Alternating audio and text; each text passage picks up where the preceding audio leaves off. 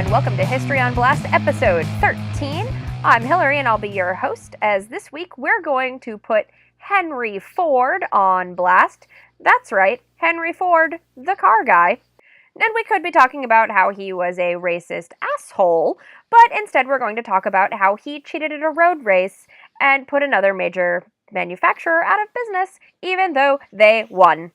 But first, this month in history. At 11 a.m. on November 11th in 1918, the armistice which officially ended World War I went into effect, silencing the guns all throughout Europe. This agreement was actually signed at 5 a.m. on the same day. This day is now recognized around the world as Armistice Day, and is still recognized. In America, you might know it as Veterans Day. And if you're listening to this in the year that it came out, 2018, this is the 100th anniversary of the end of the war. Alright, but let's go dunk on Henry Ford for a little while instead of talking about serious shit. So in November of 1905, a small automotive manufacturer known as the Shawmut Motor Company was organized in the small town of Stoneham, Massachusetts. Yeah, I think I've mentioned this before, but I'm from Stoneham, and it's a small town full of Puritans and nonsense. And also, we were almost Detroit this one time. So they rented out the now vacant Phelps Motor Vehicle Company plant, and they started producing a 4-cylinder touring car, which at the time cost $4,750, which was expensive, but they also made a cheaper model that was around $3,500, and honestly, for a car in that era, not bad.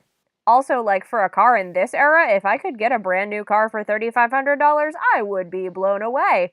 That would be fucking amazing. Okay, thanks. So, November 13th of 1908, that's 3 years later, the company folded after they had a fire.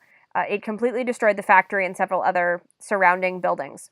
But in 1909, they had a chance to bring everything back, and that chance was the Ocean-to-Ocean Automobile Endurance Contest, which was driving from New York to Seattle, out in Washington. And they had enough parts left that they put together a car, and they managed to, they had a driver, they had a mechanic, and they had a passenger, and they set off from New York to Seattle. 23 days later, the first car to cross the finish line was the Ford Model T, turns out. But here's the thing. Henry Ford turns around and he immediately publicizes everything, and he's like, look, we won. We've got the trophy, we're the best.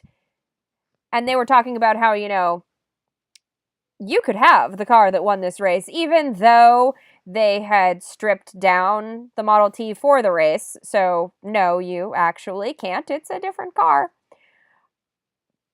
Well, but here's the thing that you have to know. You weren't allowed to change out the parts in your car during this race, which honestly is pretty self-explanatory.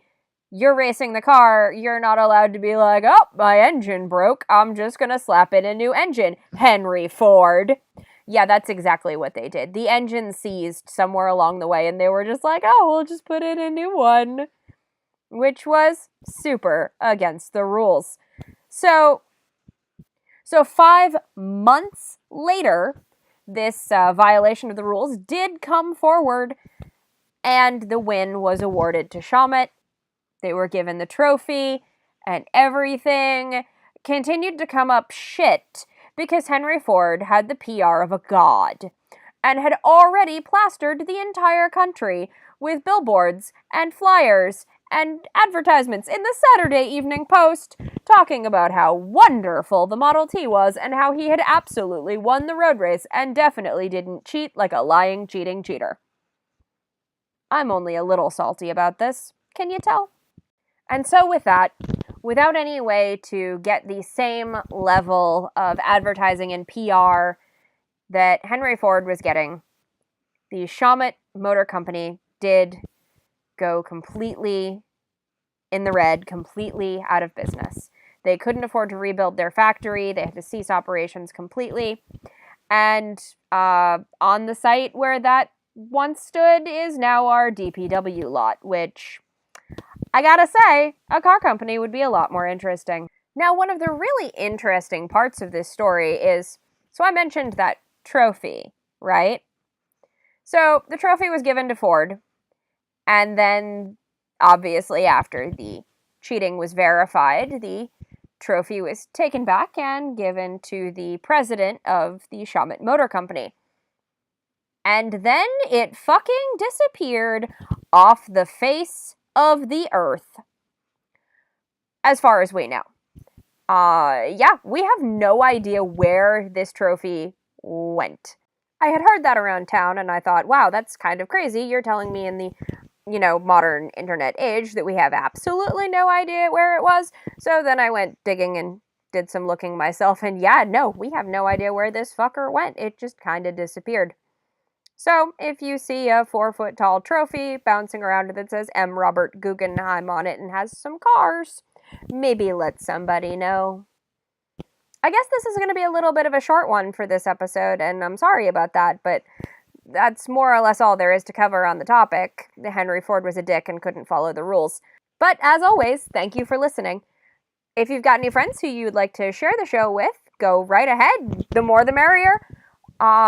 If you would be interested in having a Facebook group to talk about history, let me know, because I've been thinking about putting one together, but I'm not sure that people would use it, and I don't want to go through the effort if it won't get used.